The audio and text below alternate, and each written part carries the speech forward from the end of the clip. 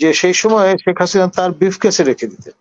এই মানে এখানে কোনো দপ্তরে পেপার ট্রেল যাতে না থাকে সেটা তিনি হয়তো এনশিওর করেছেন। ফলে যাওয়ার সময় তিনি সঙ্গে করে নিয়ে চলে গেছেন এবং স্বাক্ষর তো করেছেন তখন সরকার প্রধান হিসেবে, প্রতিরক্ষা মন্ত্রী হিসেবে। সেই জন্য আমাদের এক ধরনের ট্রিটি অব্লিগেশনের মধ্যে আমরা আছি, কিন্তু ধোঁয়াশার ভিতর। আসলে আমাদের নিজেদের কাছে পরিষ্কার ধারণা নেই যে আমরা কি করব কি করব না, কি মুচলেকা, কি প্রতিশ্রুতি, কি প্রতিজ্ঞা করেছি। এখন আমাদের পক্ষের অংশটা যদি শেখ হাসিনা নিয়ে গিয়ে থাকেন, তাহলে এখন ভারতের কাছ থেকে সহযোগিতা চাইতে হবে যে ভাই আপনারা যা কিছু স্বাক্ষর করেছেন করিয়েছেন সেটার কপি আমাদেরকে না দিলে আমরা তো বুঝতে পারবো না যে আমাদের অব্লিগেশনটা কোথায়।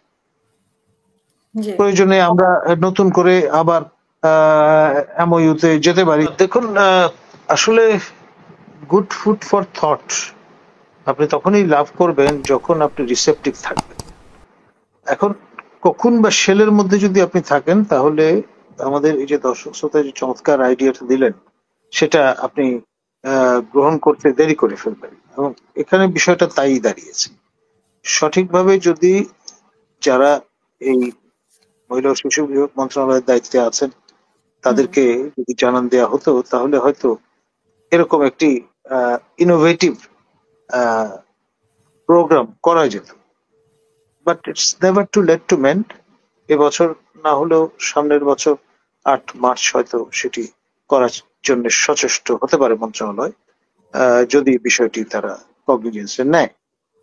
ভারত তারা কিন্তু মিলিটারি ডিপ্লোম্যাসি অ্যাঙ্গেলে এখন কথা বলছে। তাদের সেনাপ্রধান তিনি অতীতের সকল রেকর্ড ভঙ্গ করে রাজনৈতিক বক্তব্য দিয়েছেন, পলিসি যেটা এফেক্ট করে এরকমের একটি বক্তব্য রেখেছেন, এবং সেটি তারা অ্যাসার্ট করবার চেষ্টা করছেন। আমাদের মনে রাখতে হবে যে আমরা যে অঞ্চলে আমাদের অবস্থান সেটি বেসিক্যালি ইস্টার্ন কমান্ডের অধীনে ভারতের, কারণ আমাদের চারপাশে কিন্তু ভারত, টেকনিক্যালি স্পিকিং, উত্তরে, পূর্বে, পশ্চিমে, দক্ষিণে।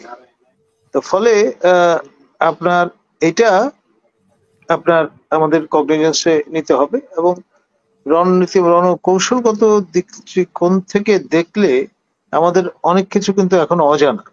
শেখ হাসিনা সরকার প্রধান থাকা অবস্থায় কতগুলো এমওইউ করেছেন এটা উনি বলতে পারবেন, এবং আমাদের প্রতিবেশী রাষ্ট্র ভারতে যারা নীতি নির্ধারক তারা বলতে পারবেন। আমাদের দেশে আমার ধারণা এই ব্যাপারে সমক জ্ঞান কেউ বুকে হাত দিয়ে বলতে পারবে রাখেন সেটা আমি মনে করি না। কারণ আমি যতটুকু শুনেছিলাম যে সেই সময় শেখ হাসিনা তার ব্রিফকেসে রেখে দিতেন। এই মানে এখানে কোনো দপ্তরে পেপার ট্রেল যাতে না থাকে সেটা তিনি হয়তো এনশিওর করেছেন। ফলে যাওয়ার সময় তিনি সঙ্গে করে নিয়ে চলে গেছেন এবং স্বাক্ষর তো করেছেন তখন সরকার প্রধান হিসেবে, প্রতিরক্ষা মন্ত্রী হিসেবে। সেই জন্য আমাদের এক ধরনের ট্রিটি অব্লিগেশনের মধ্যে আমরা আছি, কিন্তু ধোঁয়াশার ভিতর। আসলে আমাদের নিজেদের কাছে পরিষ্কার ধারণা নেই যে আমরা কি করব কি করব না, কি মুচলেকা, কি প্রতিশ্রুতি, কি প্রতিজ্ঞা করেছি। তো সেই জন্য এই বিষয়গুলো নিয়ে স্বচ্ছতা নিশ্চিত করতে হলে ভারতের আবার সহযোগিতা লাগবে, যেহেতু আমাদের এখানে তার কোন রকমের ট্রেস নাই, কোন রকমের প্রমাণ নাই। তাদেরকে বলতে হবে যে ভাই তোমাদের কাছে যদি এ ধরনের যেহেতু কাউন্টার ফয়েল থাকবার কথা, আপনার চুক্তি নর্মালি যখন আমরা দেখি হয় তখন এই পক্ষের চুক্তি একটি অংশ এই পক্ষের থাকে, একটি অংশ ওই পক্ষের কাছে থাকে।